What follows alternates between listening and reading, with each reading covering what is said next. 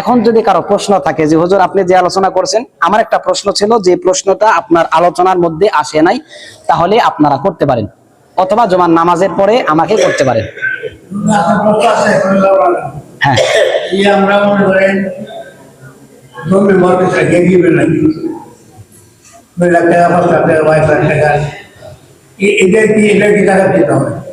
আমি মানে প্রশ্নটা বুঝছেন কোথায় টাকা? আমার জমি, হ্যাঁ হ্যাঁ আমি জমি খাইবো, আমার টাকা দিল, আমি যেগুলো টাকা ফেরত না দিব আমি জমি খাইবো, এই জমির এই টাকাগুলো দিতে হবে। আচ্ছা টাকা দিতে হবে। আচ্ছা আচ্ছা, এখানে হলো আমি আগেই বলছিলাম, মানে একটু চিন্তা করতে হবে। আমি বলছিলাম মৌলিক প্রয়োজন অতিরিক্ত টাকা আপনার জমি আছে, কেউ কথা না বলি আপনার। আচ্ছা আচ্ছা, কথা বলুক, শোনেন দিকে না, আমার দিকে তাকান, আমার দিকে। আমার হলো, এটা কথা বলবি স্বাভাবিক, একটু কথা বলবি। আমার হলো, আমরা আমাদের এলাকায় আমরা বিঘা বলি, আর আপনাদের এই এলাকায় আপনারা সম্ভবত পাকি পাকি বলেন।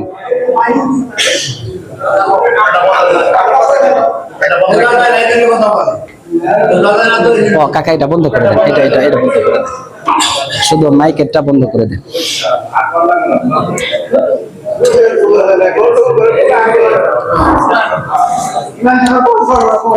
আচ্ছা থাক, আর কথা বলতে হবে না, থাক থাক থাক। তাহলে আমি বলতেছিলাম আমাদের এলাকায় আমরা বিঘা বলি, আপনাদের এলাকায় আপনারা পাকি বলেন। আমার কথার কথা, আমার 5 পাকি জমি আছে, আপনার লাগে 2 পাকি জমি, বাকি 3 পাকি জমি আপনার খাইতে লাগে না।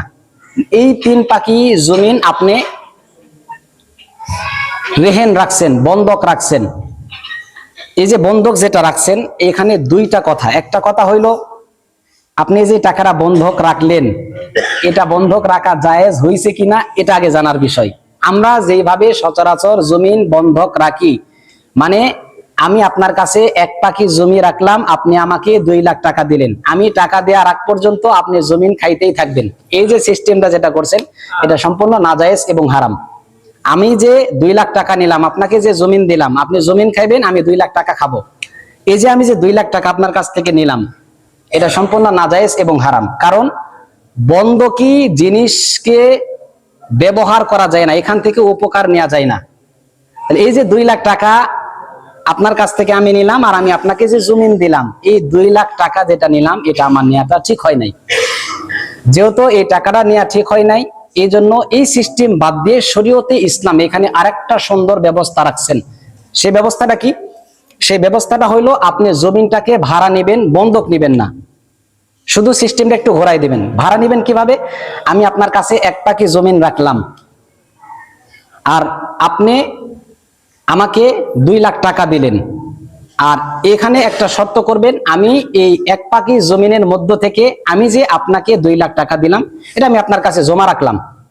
আপনি এটা আপনার প্রয়োজনে খরচ করবেন, আর প্রত্যেক মাসে বা বছরে আপনি জমির ভাড়া বাবদ 100 করে টাকা কাটবেন। সর্বনিম্ন আমি একটা উদাহরণ বুঝাইলাম, আপনি 100 করে টাকা কাটবেন।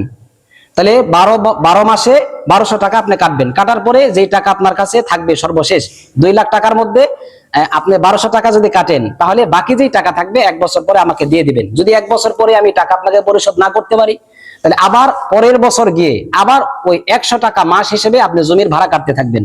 যতদিন আমি টাকা না দিতে পারবো, জমি আমি ভাড়া থাকবে আপনার কাছে, আপনি 100 করে ভাড়া কাটতেই থাকবেন, 100 করে ভাড়া কাটতেই থাকবেন। এইভাবে ভাড়া কাটবেন, আর আমি জমি খাইতে থাকবো। বুঝে আসলো পদ্ধতিটা? মানে জমিনটা ভাড়া নেবেন, আমি পরিমাণকে অল্প বললাম, 100 টাকা বললাম, এখানে আপনি চুক্তি করার সময় 500 টাকা করবেন, 1000 করবেন আপনার সামর্থ্য অনুযায়ী। এই হলো প্রথম প্রশ্ন, জমি বন্ধক নিয়ে সেটাকে ব্যবহার করা যায় না। দ্বিতীয় জায়েজের একটা পদ্ধতি আমি বললাম, যে জমিনটাকে বন্ধক না দিয়ে ভাড়া দেন, ভাড়া নিয়ে টাকা আদান প্রদান করা যায়।